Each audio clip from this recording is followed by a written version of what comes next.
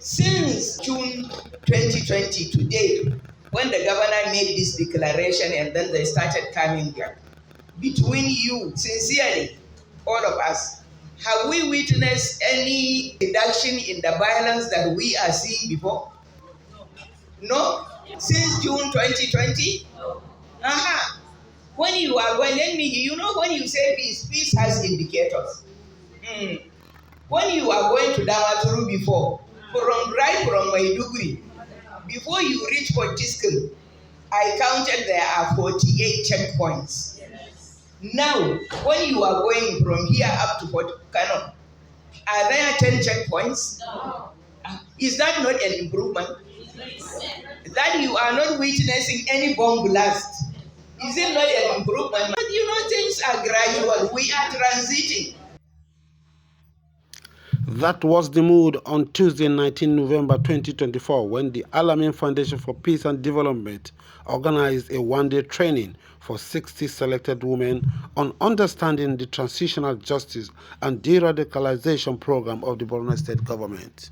The participants comprised 30 Muslim and 30 Christians from the membership of ICANN and She Build Peace. These women are part of the non-governmental organization dedicated to building bridges of reconciliation.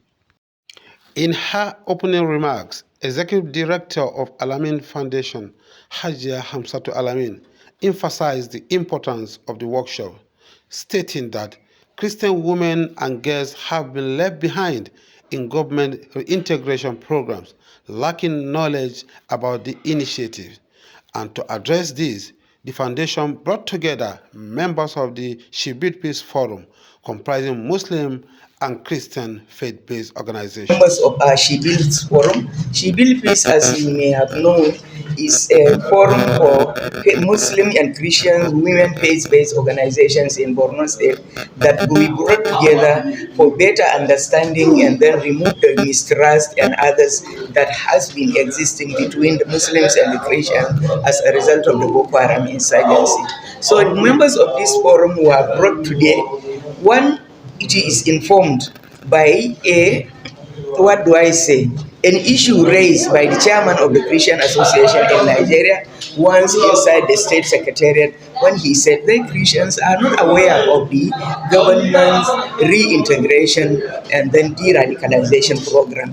So we said, okay, if that is so, let us complement what the government does by now bringing more Christians, including their youth, in Boys Brigade, Girls Brigade, the Fellowship Members Forum, and then our main She Builds Peace Forum of Christian women, Muslim women, Christian widows, and others together, so that we now educate them on what actually is the de-radicalization is all about, and then take them through the Alamin Foundation's model of community-based de-radicalization, what we do to now change the radical tendencies in the extremists who have repented and then returned back to the society.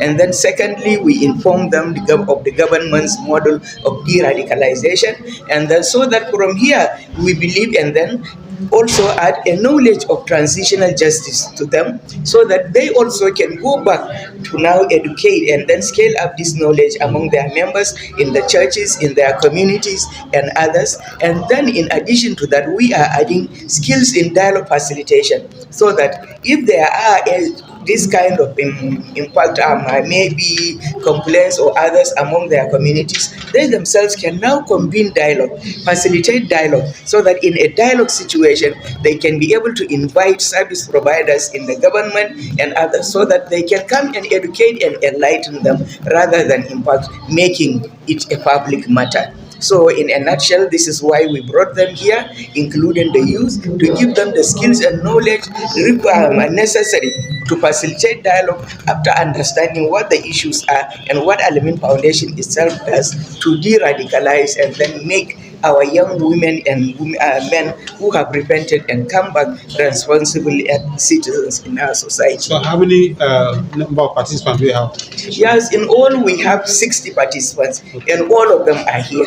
Yes, so it's only you journalists who we invited to come and cover. It's all them only with our staff.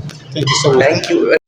Facilitator and project manager of Alamin Foundation, Shatima Mustafa, explained the foundation's deradicalization-based education model to the participants.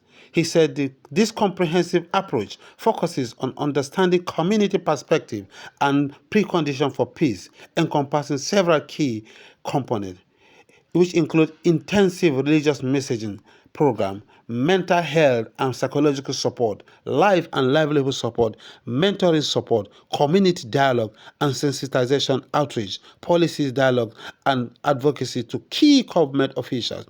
Mustafa emphasized that understanding community perspective and precondition for peace requires active community engagement. Idea of what we mean by deradicalization. D, removing. Radicalization, extremist tendencies. That's how I iteration. So, deradicalization actually refers to the process of encouraging individuals, not forcing, encouraging individuals who have been indoctrinated to give up their radical ideologies and reintegrate into society as peaceful and productive members of the society. At the end of the interactive one-day training, many of the participants expressed appreciation to Alamin Foundation for bringing the opportunity for them to understand the transitional justice system as well as government deradicalization program. My name is Solomon Lydia. I'm here for this program and this is my first time of attending. The program was a nice program, and during the program we've been taught transitional justice. Under this transitional justice there are four parts. Radicalization za a ce daga wancan radical, in aka ce radical mutum ne mai tsatsaran ra'ayi. To yadda za a yi lallaminsa a cire wannan mummunan ɗabi'a a cikin zuciyarsa shine deradicalization. Ko gane ba? To shine. For the Humanitarian Times TV, it's Abdul Karim Haruna reporting.